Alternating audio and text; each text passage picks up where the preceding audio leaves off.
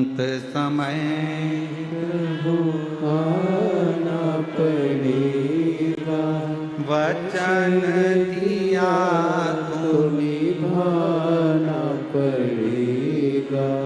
आए ना आए प्रभु कुटुंब कबीला, अंत समय प्रभु आना पड़ेगा, वचन दिया तो निभाना पड़ेगा। कोई आएगा नहीं आएगा इसका कोई गारंटी नहीं, कोई आपका साथ देगा कि नहीं देगा इसकी कोई गारंटी नहीं, पर इतना जरूर है आपने अगर मेरे देव अधिदेव महादेव का नाम लिया है, शंकर को एक लोटा जल चढ़ाया है और अपने धैर्य को बांध कर रखा है और अपने परिश्रम को अपने कर्म को करते रहे हो, तो फिर कोई आए चाहे ना आए, मेरा महाकाल राजा, मेरा त्रिपुंडधारी त्रिलोकीनाथ, मेरा कुबेरेश्वर बाबा आपके पास जरूर है। वो आपकी मेहनत के साथ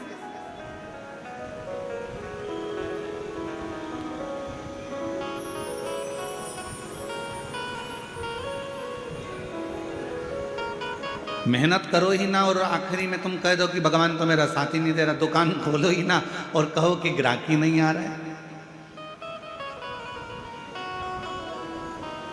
पशुपतिनाथ का व्रत कर रहे हो और कहते हो कि मेरा बाबा सुनता ही नहीं है, मैंने 5 बार व्रत कर लिया, 4 बार कर लिया।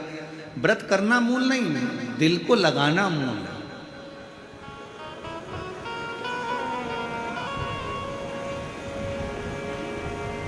कितना सुंदर कहा है, सोमवार का व्रत है, पशुपतिनाथ का व्रत है, 16 सोमवार का व्रत है, संकट सोमवार का व्रत है, प्रदोष का व्रत है, शिवरात्रि का व्रत है। उस दिन बेलपत्र को, जिस दिन आपका व्रत होता है उस दिन बेलपत्र को नहीं तोड़ा जाता। कितना सुंदर वर्णन है, जरा सुनिएगा शिव महापुराण का, लिंग पुराण का ये वर्णन, शिव पुराण का, स्कंद पुराण का ये वर्णन, ध्यान रखना। जिस दिन आपका सोमवार का व्रत है उस दिन बेलपत्र नहीं तोड़ा जाता। जिस दिन आपका पशुपतिनाथ का व्रत है उस दिन आप बेलपत्र नहीं तोड़ोगे वृक्ष से। जिस दिन आपका प्रदोष का व्रत है उस दिन बेलपत्र नहीं तोड़ोगे। जिस दिन आपका 16 सोमवार का व्रत है उस दिन बेलपत्र नहीं तोड़ोगे। जिस दिन संकट सोमवार का व्रत है, शिवरात्रि का व्रत है, जिस दिन आप शंकर भगवान का तीज का व्रत, छठ का व्रत, भगवान शंकर का कोई भी व्रत अगर आप धारण करते हैं तो उस दिन बेलपत्र को व्रत करने वाले व्यक्ति को नहीं तोड़ना चाहिए। व्रत आज है तो बेलपत्र को एक दिन पहले तोड़कर रख लेना चाहिए। क्यों? ऐसा हमारा शास्त्र, हमारा विधान, हमारे पुराण, हमारे वेद क्यों वर्णन करते हैं? किस लिए वर्णन करते हैं? क्यों कहा गया कि प्रदोष के दिन, जिस दिन आपका व्रत है उस दिन आप कोई सा भी व्रत हो, आपका सोमवार का व्रत है, आपका शिव जी का अगर कोई व्रत कर रहे हो तो उस दिन आप भगवान शंकर को चढ़ाने के लिए बेलपत्र मत तोड़ो, एक दिन पहले तोड़ो। क्यों कहा गया? हमारे शास्त्र क्यों कहते हैं कि पशुपतिनाथ का व्रत कर रहे हो तो बेलपत्र को एक दिन पहले तोड़ना, सोमवार का व्रत कर रहे हो तो बेलपत्र को एक दिन पहले तोड़ना, प्रदोष का व्रत कर रहे हो तो एक दिन पहले व्रत को बेलपत्र को तोड़ना। एक दिन पहले उस बेलपत्र को क्यों तोड़ा जाता है? जिस दिन हमारा व्रत रहता है उस दिन हम बेलपत्र क्यों नहीं तोड़ सकते? तो हमारा शास्त्र कहता है, शिव महापुराण वर्णन करती है कि जिस बेलपत्र की पूजन आप साल भर में अगर एक दिन भी आपने बेलपत्र को जल चढ़ाया है, एक दिन भी बेलपत्र को नमन करा है, एक दिन भी बेलपत्र के वृक्ष को यदि तुमने पूजा है, साल भर में एक दिन भी आपने अगर बेलपत्र की आराधना करी है, तो आप जब जब सोमवार का व्रत रखती हो, प्रदोष का व्रत रखते हो, आप जब जब शिवरात्रि का व्रत रखते हो, आप जब संकट सोमवार का व्रत रखते हो, पशुपति व्रत रखते हो, तो तुम्हारे उस व्रत को सफल बनाने के लिए बेलपत्र का वृक्ष भी तुम्हारे लिए व्रत रखता है, जिससे तुम्हें उस फल की प्राप्ति।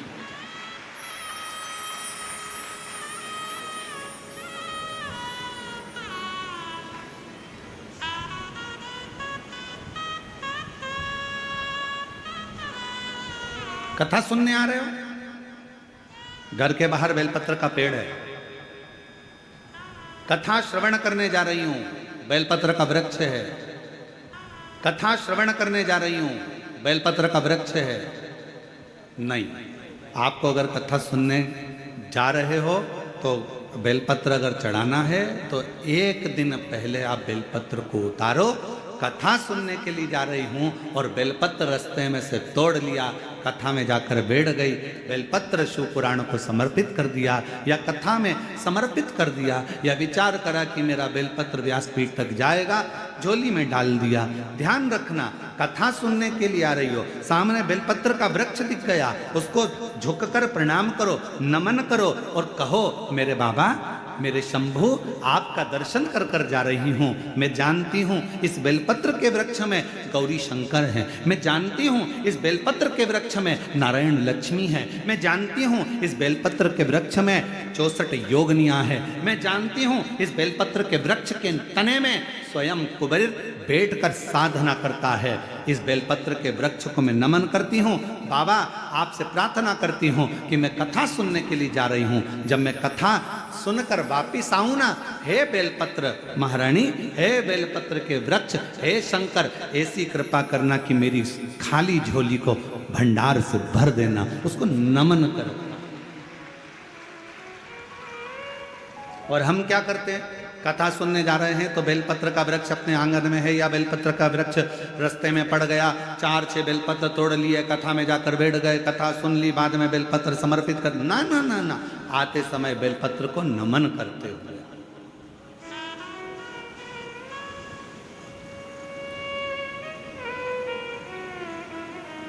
प्रणाम करते हुए, विनय करते हुए, और मैंने तेरे ही भरोसे बाबा, तेरे ही भरोसे हवा बिच उड़ती जावांगी, बाबा डोर तुम छड़ी में कटी जावांगी, बोले मैं तेरी पतंग, शंभु, मैं तेरी पतंग, हवा बिच उड़ती जावांगी, बाबा डोर है तो छड़ी में कटी जावांगी, बोले मैं तेरी आप उसको नमन करिए।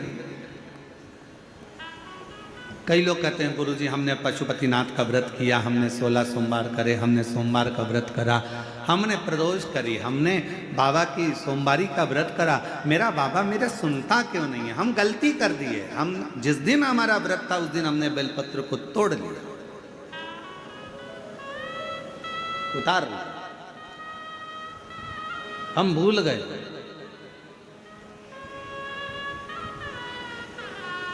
हम सबसे कहेंगे, अगर YouTube पर हमारी पूर्व की कथा डली हो, एक पुष्प शिव महापुराण की कथा, त्रिपुंड शिव महापुराण की कथा, बेलपत्र शिव महापुराण की कथा, जब पुरानी जो YouTube पर हमारे YouTube पर अगर डली हो तो वो कथा को आप निकालना, उसको एकांत में बैठकर थोड़ा सा श्रवण करना कि पुष्प का महत्व क्या है।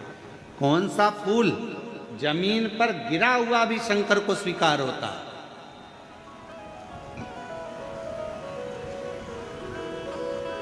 कौन सा पुष्प शिव को किस स्थान पर चढ़ाया जाए। क्यों सोमवार, अष्टमी और ये अन्य जितनी तिथियां होती हैं, अमावस्या, पूर्णिमा, प्रदोष, चतुर्दशी, त्रयोदशी, ऐसा वर्णन उसमें आता है कि इन दिन बेलपत्र को नहीं तोड़ा जाता। अष्टमी, नवमी, ये तिथियां हैं, क्यों नहीं तोड़ा? किस लिए? क्या कारण है कि इन तिथियों पर बेलपत्र को नहीं तोड़ा जाता? तो कहा, जब हम रोज बेलपत्र को जल चढ़ाते हैं, शंकर की आराधना करते हैं, तो बेलपत्र के वृक्ष के नीचे बैठकर देवता भी हमारे कल्याण की कामना करते हैं।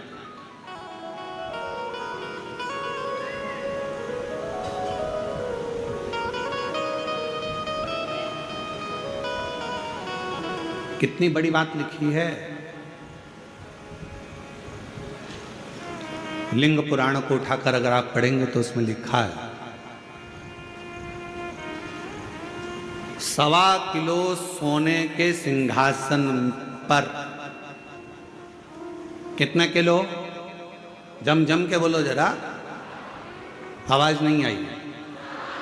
1.25 किलो सोने के सिंहासन पर मखमल का गद्दा बिछाकर एक शालिग्राम भगवान की मूर्ति, शालिग्राम भगवान की शिला रखकर उस पर सोने का छत्र 0.5 किलो का लगाकर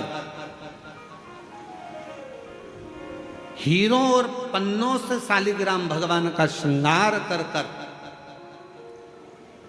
किसी को दान करने का फल मात्र एक बेलपत्र शंकर के मंदिर में चढ़ाने से प्राप्त हो जाता है।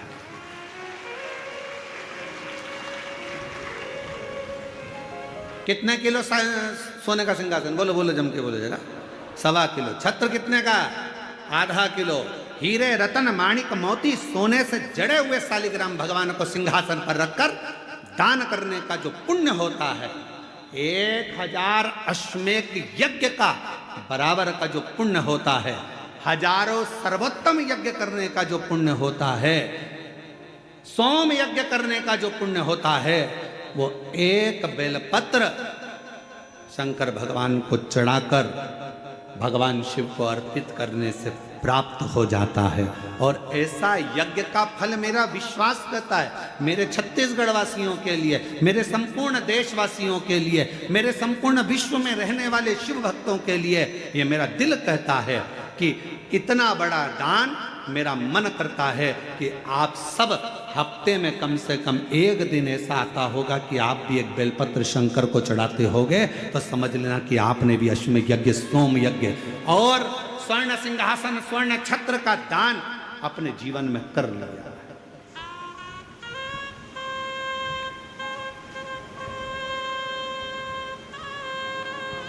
तीन वचन भगवान शिव ने पार्वती जी को दिए हैं, सावधानी से सुनिएगा उन वचनों को।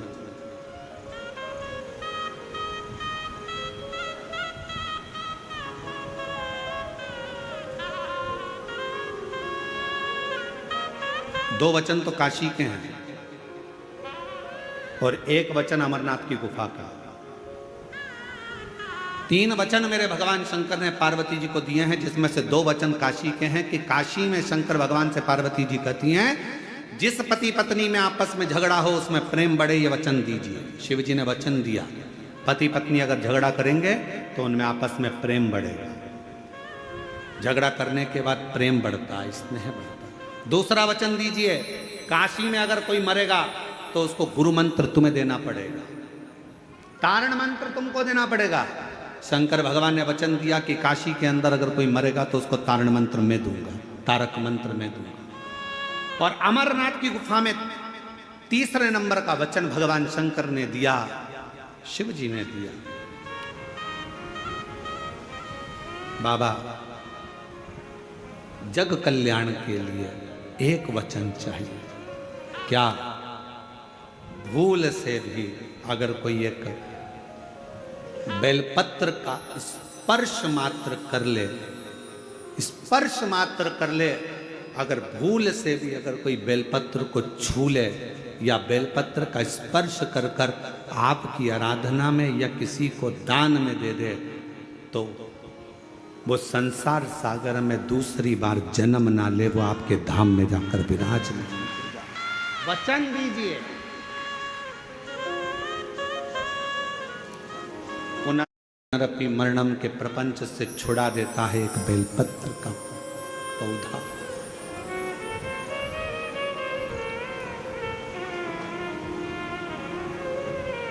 शिव जी के मस्तक पर कितनी रेखाएं रहती हैं त्रिपुंड में? आवाज दो, आवाज नहीं आई। 3। एक 3 रेखा मेरे भगवान शंकर के मस्तक पर है। उन 3 रेखाओं में एक एक रेखा में 9 देवता विराजमान।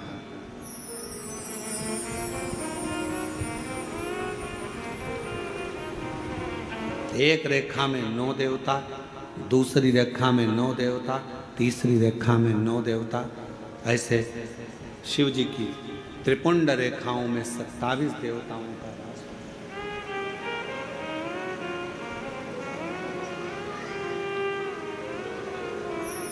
पूरे एक त्रिपुंड में। आप रोड पर से चल के आते हो, बहुत सारे तिलक लगाने वाले आपको मिलते हैं। उन्होंने अपनी थाली में फूल रख रखा है, ऐसा फूल रख रखा है, उस फूल से आपका पूरा सिर रंग देते हैं। बोलो बोलो, सही है कि गलत है? अरे बोलो तो जम के। ऐसा सिर रंग देते हैं और आप उनसे कुछ कहती भी नहीं हो। आपको कहना चाहिए ये सिर रंगने से कुछ नहीं होगा। अगर कुछ करना है तो अपने हाथ की 3 उंगलियां लीजिए और त्रिपुंड खींचिए। कम से कम 27 देवता मेरे मस्तक पर रहना चाहिए। 27 देवता मेरे मस्तक पर रहना चाहिए। चंदन की, भस्म की, रौली की, मौली की। अगर आप किसी भी भस्म का, चंदन का मस्तक पर अगर आप अष्टगंध का भी अगर त्रिपुंड लगा रहे हो तो आपके मस्तक पर 27 देवता त्रिपुंड की 3 लाइन खींचते से ही विराजमान हो जाते हैं। तिलक लगाने वाले फूल रख लिया, फूल से पूरा माथा रंग दिया, रंगने के बाद कह दिया चलो दक्षिणा दो और जाओ।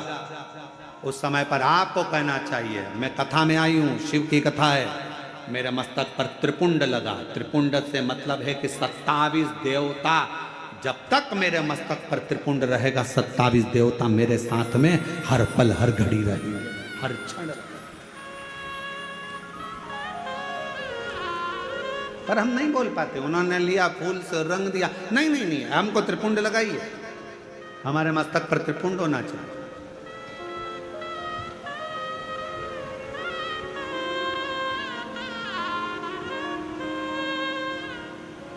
शिव जी के मंदिर जा रहे हो, भगवान शंकर का जल है, उसको भी मस्तक पर त्रिपुंड के भाव से लगा सकते। भस्म है, भाव से लगा सकते। और यदि कुछ भी ना लगा सको तो फिर एक काम करो, शंकर के मंदिर में जब जाओ, झुककर जब प्रणाम करो तो अपना मस्तक शिव के चरणों में झुककर प्रणाम करोगे तो जो शिव भक्त आएंगे उनके चरण की रज आपके जब मस्तक पर लगेगी तो आपका कल्याण कर देगी, आपका उद्धार कर देगी, कल्याण कर देगी।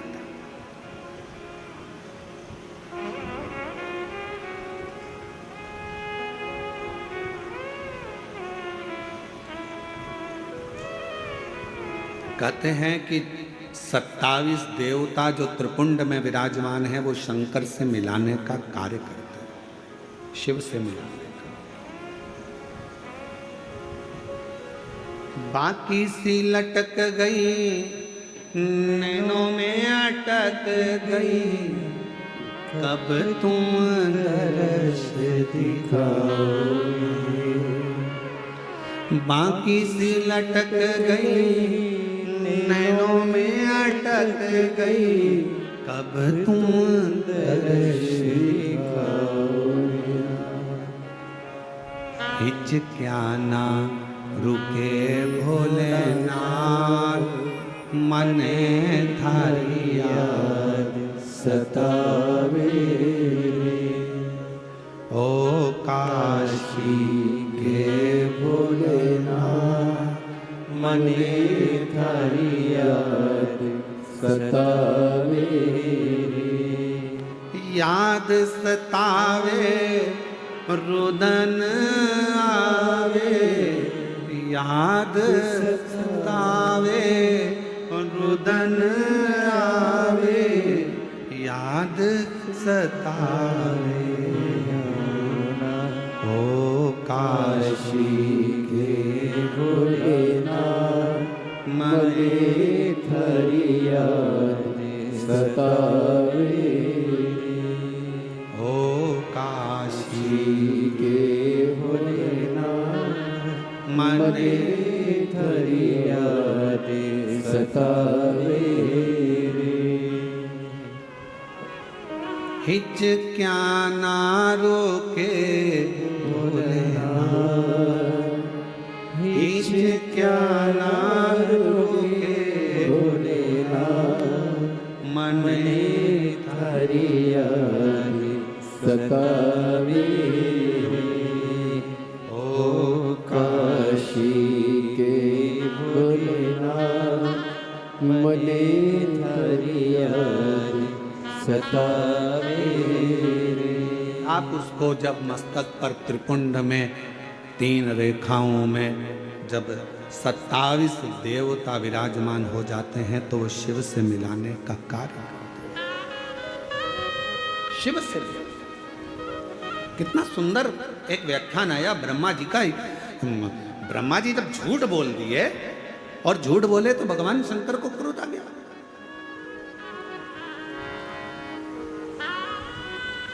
पांव का नख तोड़ा, काल भैरव प्रकट करा। काल भैरव ने अपने हाथ का नख तोड़ा, ब्रह्मा जी का सिर काट दिया। सिर लुढ़कते लुढ़कते गया तो कर्मनाशा नदी बन गई, जो आज भी उत्तर प्रदेश में बहती है।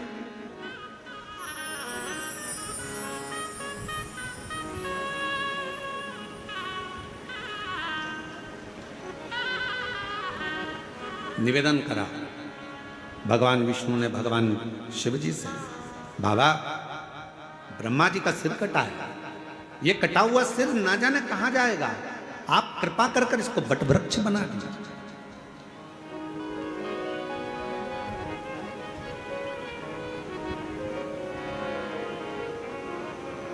इसको बट वृक्ष बना दो, आप करुणा करो, इसको बड़ का पेड़ बना दो, बट वृक्ष बना दो।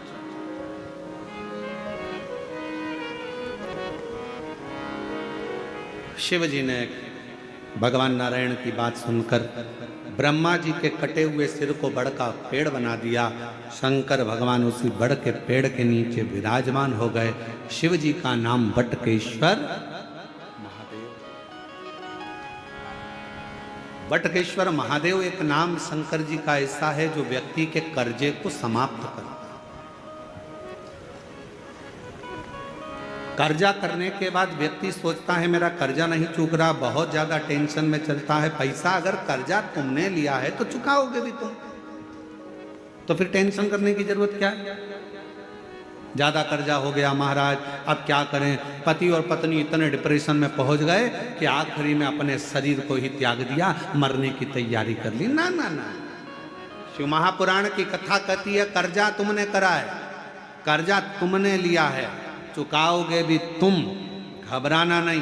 कर्जा ज्यादा हो जाए तो बड़ के पेड़ के नीचे श्री शिवाय नमस्तुभ्यम का जाप करिए। बट वृक्ष के नीचे अगर कोई शंकर का शिवलिंग है उसका पूजन करिए। बट वृक्ष के नीचे कोई भगवान शंकर का अंश अवतार श्री हनुमान जी महाराज भी अगर किसी बट वृक्ष के नीचे विराजमान है उसका स्मरण करिए। शंकर का ही अंश स्वरूप आद्य शक्ति दुर्गा भवानी भी अगर बट वृक्ष के नीचे आद्य शक्ति भी बैठी हुई है तो उसका भी स्मरण करिए। बट वृक्ष के नीचे कोई देवता अगर विराजमान है उसका पूजन करिए, उसकी आराधना करिए, उसकी अर्चना करिए, उसका फल आपको मिलेगा, कर्जे से मुक्ति होगी। आप यह ना सोचिए कि शंकर जी तो है ही नहीं, बड़ के नीचे हनुमान जी मिल गए, हनुमान जी का स्मरण कर लो। देवी जी मिल गई, देवी जी का स्मरण कर लो। शिव जी मिल गए, शिव जी का। सब एक। शिव महापुराण की कथा किसी देवता को तोड़ना नहीं बताती कि राम अलग है कि कृष्ण अलग है कि शंकर अलग है कि देवी अलग है कि देवता अलग है। शिव महापुराण की कथा कहती है सब में शिवोहम शिवोहम शिवोहम शिवोहम शिवोहम, सब में शिव समाया है। कथा वाचने वाला भी शिवमय और कथा सुनने वाला भी शिवमय होता है, कथा करवाने वाला भी शिवमय होता है। कहीं शिव से परे कुछ भी नहीं।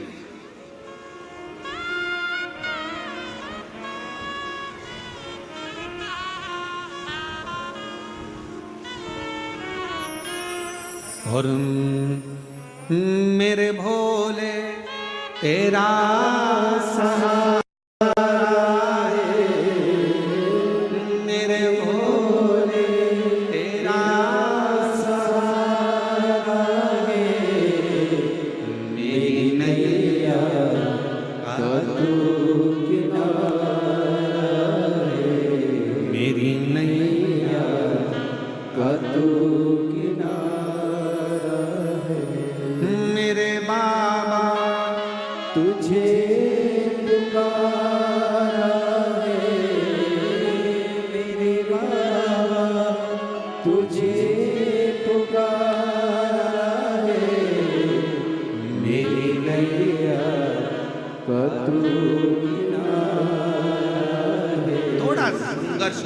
ऐसा है, थोड़ा कर्जा लिया है तो थोड़ा टेंशन हो सकता है, पर टेंशन बहुत बहुत स्मरण रखिए, बादल टूटता है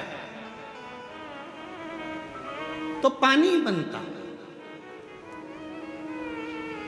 बोलो सही है कि गलत है? बादल टूटता है, पानी बनता है। पृथ्वी पर मिट्टी टूटती है, अगर मिट्टी टूटती है तो अन्न बनता है। खेत को तैयार करने के लिए मिट्टी को तोड़ना पड़ता है।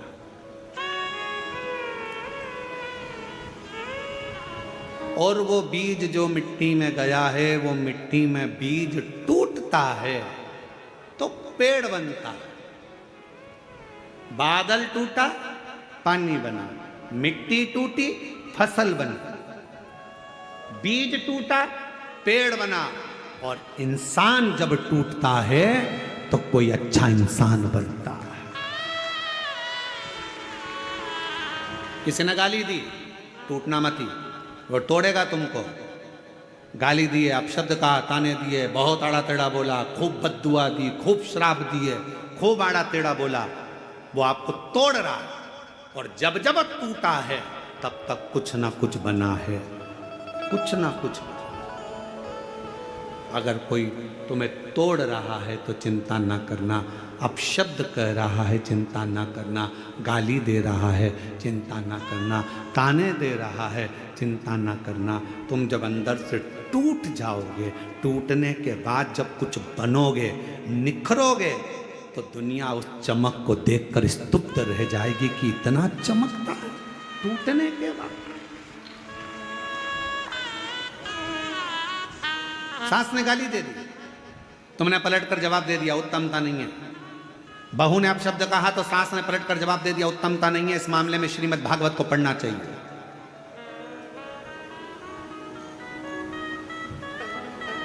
किस किसने सुनी है श्रीमद् भागवत कथा? जरा हाथ उठाओ। जिन जिन्होंने भागवत सुनी है जरा हाथ उठाओ। सब लोग सुनी है? सबने रख लो। द्रौपदी का चरित्र सुना है कि नहीं सुना है? अरे बोलो तो जम के। सुना है? क्या सुना था द्रौपदी के चरित्र में? द्रौपदी के सोते हुए 5 पुत्रों का वध कर दिया था अश्वत्थामा। बोलो सही है? द्रौपदी के सोते हुए 5 पुत्रों का वध कर दिया। मालूम पड़ा अश्वत्थामा ने मेरे पुत्र को मारा है। रो पड़ी, चीख पड़ी द्रौपदी, आवाज लगा रही है, स्वामी स्वामी स्वामी। पति द्वारकाधीश के चरणों में चरण दबा रहे थे। आवाज पहुंच गई द्वारकानाथ के पास में। द्वारकानाथ ने कहा, अरे भीम भाग कर जा, अर्जुन जल्दी भाग कर जा, द्रौपदी चिल्ला रही है। भीम ने कहा, अर्जुन ने कहा कि हम आपका चरण सेवा छोड़ दें? हाँ हाँ, जाओ जल्दी से जाकर देखो क्यों रो रही है, क्यों चिल्ला रही है। जाकर सूचना मिली कि द्रौपदी के रोने का कारण इतना था कि द्रौपदी के 5 पुत्र जो सो रहे थे पलंग पर, उसको अश्वत्थामा ने काट दिया, शीश काट दिए, मार दिया। भीम अर्जुन ने कहा, क्या हुआ द्रौपदी? मेरे पुत्रों को मारा गया है। भीम अर्जुन दौड़ कर गए, अश्वत्थामा को पकड़ कर लेकर आए, द्रौपदी के सामने लाकर खड़ा कर दिया। हाथ में तलवार दे दी द्रौपदी के, ले द्रौपदी तलवार, इसने तेरे 5 पुत्रों को मारा है तो इसका शीश काट।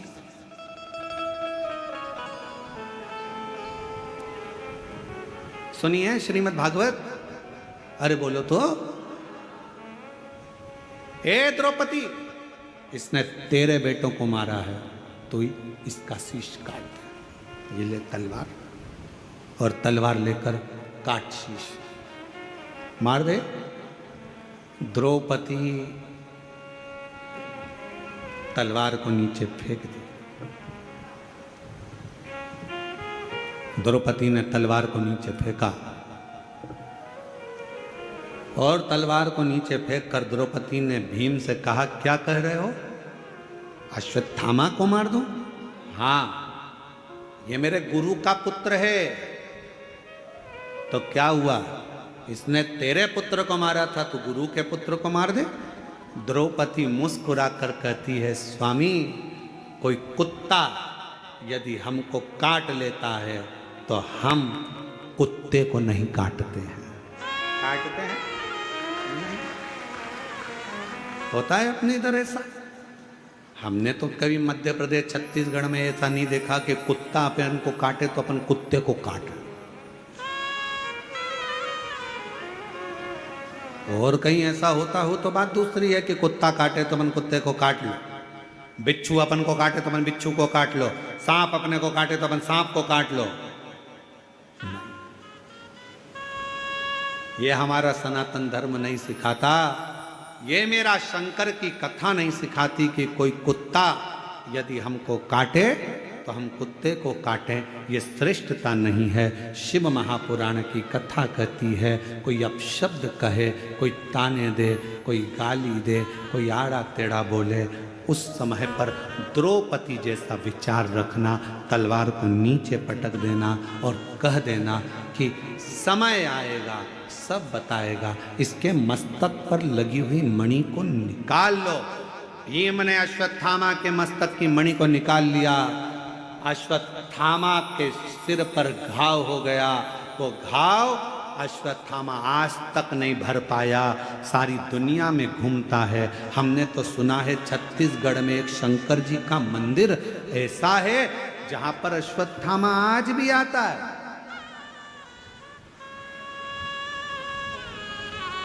छत्तीसगढ़ की भूमि पर एक शिव का मंदिर ऐसा है जो पहाड़ों पर, पर्वतों पर, अमरनाथ केदारनाथ जैसा पहाड़ों के मध्य में है और वहां आज भी अश्वत्थामा आता है और वहां के दियों का घी लेकर अपने मस्तक पर लगाता है। जरा विचार करिएगा, जो घाव अश्वत्थामा के मस्तक पर हुआ वो आज तक नहीं भराया। अब शब्द कहने वाले की जिंदगी में एक घाव उसकी दिल में अपने आप हो जाता है, वो जीवन भर मरते दम तक नहीं भरा पाता है। कुत्ता काटे, आप कुत्ते को मत काटो। अब शब्द कहने वाले से अब शब्द ना कहिए, गाली देने वाले को गाली ना दीजिए, आड़ा टेढ़ा बोलने वाले को आड़ा टेढ़ा ना कहिए। थोड़ा धैर्य रखिए, थोड़ा इंतजार करिए, थोड़ा। अपने कर्म से पीछे मत हटो, अपना कर्म चलते चलते करते चलते। बस एक काम करना कि मत बुरे कर्म कर बंदे वरना पछताएगा। भगवान की आंखों से तू बच नहीं पाएगा, तू बच नहीं पाएगा।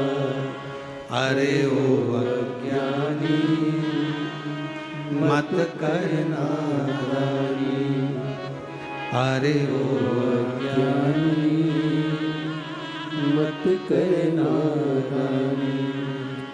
तेरे कर्म का फल भी तू ही पाएगा, जैसा किया तूने तेरे आगे आएगा।